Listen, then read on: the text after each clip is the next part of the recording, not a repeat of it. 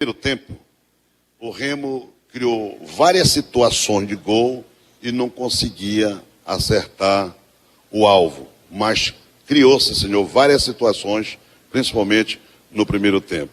Queria que você explicasse a nós por que essa finalização não saiu perfeita.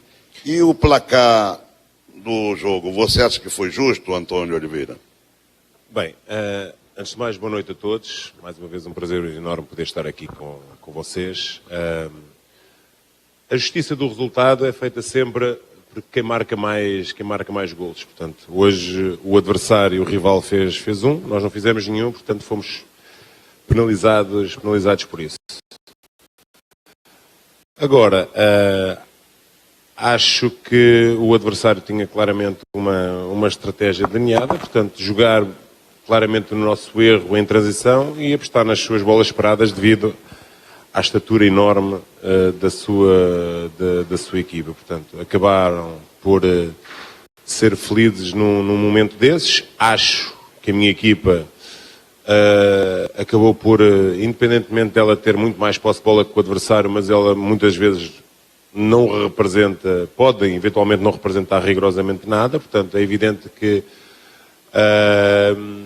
erramos muito tecnicamente, ações técnicas individuais, como o passe, como o cruzamento, sermos muito melhores e definirmos muito melhor no último terço, nos últimos 30 metros, portanto, ainda para mais em jogos que eu já percebi aqui, até pelo clima, pela desidratação enorme, os jogos acabam por ficar completamente partidos, quebrados, portanto, e ainda mais, e ainda por eu entender que a minha equipa tecnicamente é muito superior à do adversário, acho que ela devia ter definido e a obrigação e essa responsabilidade de ter definido muito melhor. Erramos muito, permitimos muitas transições ao adversário, principalmente querer constantemente solicitar o Garcês, portanto, porque entendo que é o jogador mais rápido, principalmente no primeiro tempo, portanto, transições, Garcês, bolas paradas, portanto, foi isso que o adversário nos tentou ferir. A nós, acho que na primeira parte pecámos muito por termos muitos jogadores em construção baixa, como os laterais,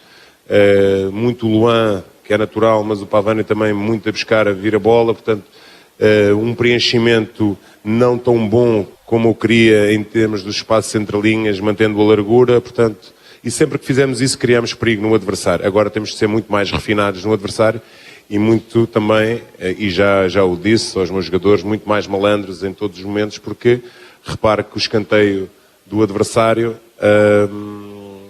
acaba por nós termos um dos jogadores mais altos. O adversário já por si só tem uma estatura elevadíssima.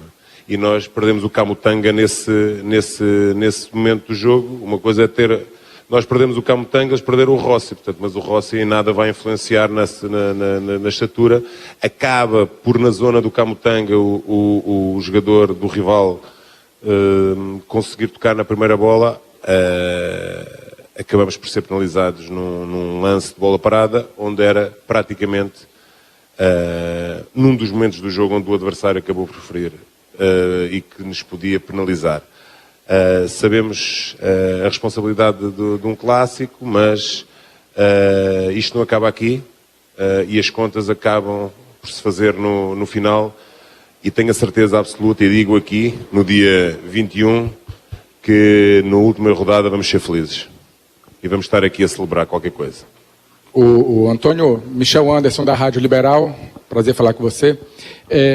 Antônio, você já deu algumas dicas do que eu ia te perguntar, mas eu queria aprofundar um pouquinho mais. Você falou de falha no preenchimento no último terço. No último terço, né? Uma falha no preenchimento ali do espaço. Você falou também uma pouca criatividade, algumas decisões erradas, tomadas de decisões erradas. E na nossa transmissão, a nossa equipe identificou um dos problemas do Remo neste jogo, e já durante a Série B inteira, essa falta de criatividade, aquela cabeça pensante no meio de campo. E o Remo joga muito pelo lado, abre muito o jogo, e aí fica dependendo muito de quebrar uma linha com o ponta ou com a passagem do lateral para poder levar perigo ao adversário, porque faltava essa cabeça pensante. Você identificou isso daí, ou não é muito por esse lado que você pensa o jogo e o futuro do Remo, de preencher o jogo, construir o jogo mais pelo meio, tendo essa cabeça pensante? Obrigado. Quando eu falei relativamente à falta de preenchimento, não era em zonas de finalização, porque antes de lá chegarmos temos que passar por uma segunda fase. E essa segunda fase não estava a ser tão bem preenchida como eu queria. E sempre que nós conseguíamos, principalmente com os nossos dois meias nessa construção, que é o Pedro e o Pavani, portanto, que ocupam esse espaço entre linhas, não fomos tão eficazes nisso. Portanto, e a partir daí, a partir do momento que esse espaço não é nos ocupado, temos mais dificuldade, depois os pontas têm que vir por dentro, os laterais, como estavam em construção baixa, tinham dificuldades em acessar esse espaço. Portanto, acho que esse preenchimento que eu falo não é nas zonas de finalização, é num espaço intermédio relativamente ao preenchimento dos meias, portanto, até para lá chegarmos. E depois, quando esse espaço não está preenchido, não conseguimos acessar e depois não conseguimos o último passo para aí projetarmos, sim, quer o Janderson, quer o Pedro, quer o Marrone, quer o Davo, quem estiver ali a jogar. Portanto, com a entrada do Viseu, tentei dar isso, principalmente com o preenchimento no jogo em apoio por parte do Adailton, que ele tem também esse refino e essa capacidade. Fomos mais efetivos, mas como eu digo, quando tu chegas aos últimos 30 metros tens que ser muito eficaz, tens que ser muito assertivo. Nós erramos muitas ações técnicas individuais, quer o passe, quer o remate, quer o cruzamento, e isso faz toda a diferença. E depois acaba o adversário num momento que é um momento que ele aposta muito e com certeza que vai apostar ao longo da Série B, portanto, com a ausência de um jogador importante para nós na defesa desse momento, que é o Camutanga, até pela estatura do adversário, acabámos por ser infelizes, mas agradecer também a presença do torcedor, para nós foi muito importante. Vivi intensamente de frente para mim a festa maravilhosa que eles fizeram. Infelizmente hoje não lhes conseguimos dar aquilo que eles queriam, mas eles vão ter o presente no final da temporada. Professor Antônio, boa noite. Gladson do Sport News. No início do jogo a gente viu um Paysandu ali muito trombador, fez muita falta. Você acha que isso prejudicou o esquema tático do Remo? Os jogadores do Remo ali se sentiram meio atrapalhados pelo esse jogo do Paysandu? Ou nada disso e o Remo jogou o seu futebol que treinou a semana? Assim, o adversário joga com as armas que tem, portanto, e a maneira que a partir do momento que tu reconheces que o adversário é melhor que você, tecnicamente, claramente, há uma equipa muito superior à outra, a única forma de você reduzir a decalagem entre uma e a outra é aumentar a agressividade do jogo, portanto, e o rival realmente levou os índices de agressividade, cometendo muitas faltas. Aliás, ela cometeu o dobro, mas isso também é responsabilidade nossa, portanto, acho que fomos pouco agressivos.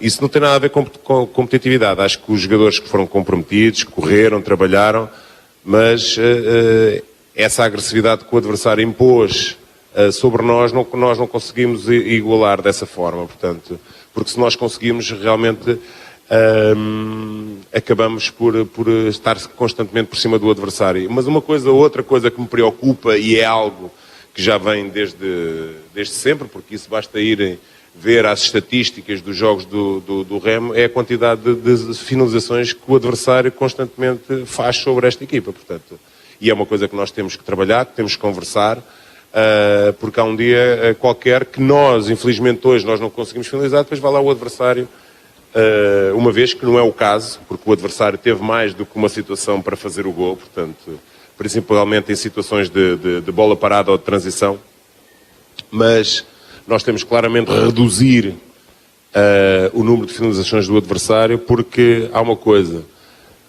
os ataques ganham jogos, mas as defesas ganham campeonatos, e isso é algo que nós, para quem compete para uma coisa maior, tem que claramente ter no seu cardápio todos os dias para melhorar, quer ofensivamente para fazer golos, quer para reduzir as oportunidades do adversário. E isso só se faz através de um equilíbrio constante defensivo, não proporcionar transições ao adversário, porque uma equipa como nós, que vai ter sempre muito mais bola, ou maioritariamente vai ter muito mais bola que o adversário, tem que estar muito bem equilibrada defensivamente para não sofrer em transição. Antônio, boa noite. Júnior Cunha do SBT. Qual a lição que fica desse repar para levar daqui para a sequência do campeonato? É que isto não termina aqui, portanto, são realmente, é um clássico, realmente e move multidões, move paixões. Se calhar as semanas das pessoas vivem muito desta, se calhar o ano inteiro vive muito desta rivalidade bonita, que deve ser sadia, sempre saudável, mas levamos de aprendizado que, por exemplo, o golo do adversário, portanto, nesta situação temos que ser malandros. Olha, quero que eu lhe diga, isto não se deve dizer, mas se calhar algum dos nossos jogadores devia ter ido para o chão, até dar tempo que o Camus, que era um jogador influente nessa situação, mas pronto, mas aí eu já disse aos meus jogadores que é assim. Quando se perde, a responsabilidade é minha. Quando se ganha, a responsabilidade será sempre deles. Portanto, eles podem festejar e celebrar. Portanto, é disso. Eu na vida eu tenho um lema, eu não perco, eu aprendi. E hoje aprendi, mas como eu disse, isto não acaba aqui, as contas fazem-se no final. Eu sei que durante esta semana, para uns vai ser mais feliz do que outros, mas no final vamos ver quem é que está mais feliz. Boa noite, Antônio. Jorge do canal Meu Poderoso Leão.